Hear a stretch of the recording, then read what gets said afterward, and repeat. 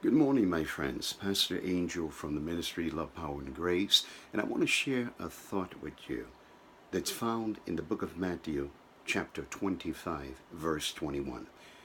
The verse is very relevant because it has to deal with a lot of what's taking place in our lives in these latter days.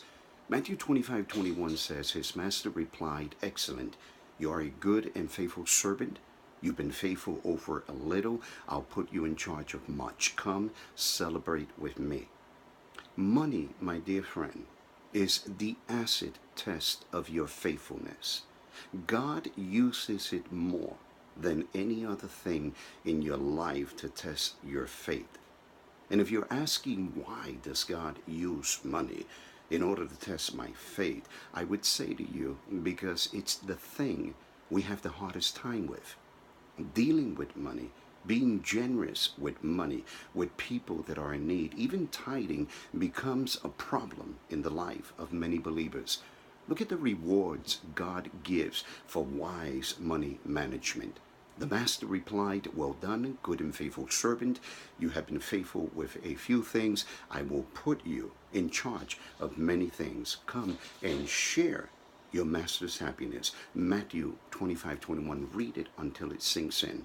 Because many of us are having a very difficult time being faithful stewards of what God has given us to manage. Now, the law of compensation is this: God will reward you for good management, and likewise, there will be great loss for poor management. There are three steps to this reward based on Matthew 25:21. First, affirmation. Second, promotion. And the third, celebration. Number one, God affirms you by saying, Good job. I was testing you to see if you could be trusted with what I gave you. Unfortunately, many of us can't. And you passed the test. Well done, good and faithful servant. Those are the words that we're going to hear from him on that day of judgment. The second step is promotion. As you show faithfulness with a few things, God will give you greater responsibility. And as you show your responsibility, God will celebrate with you. It is no different than what you're doing at your job.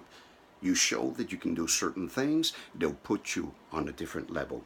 You will share in God's happiness. Now, Jesus said, no one can serve two masters. Either you will hate the one and love the other, or you will be devoted to one and despise the other. You cannot serve God and money. Matthew 6:24.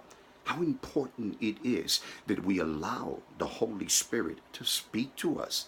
Notice he doesn't say you shouldn't serve God and money. He doesn't say that. He says you can't. In other words, it's impossible. Nobody can serve two masters. So you're going to have to decide what will be number one in your life. You've got to make that decision. God is not going to make it for you. God will make you money.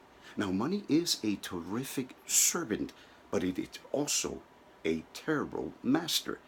When it masters you, you're always going to be under stress. You're worried constantly. You're always uptight about it. But when you master your money, when it is your servant, it serves you. When money works for you instead of you working for it, then, my dear friend, you're going to find peace.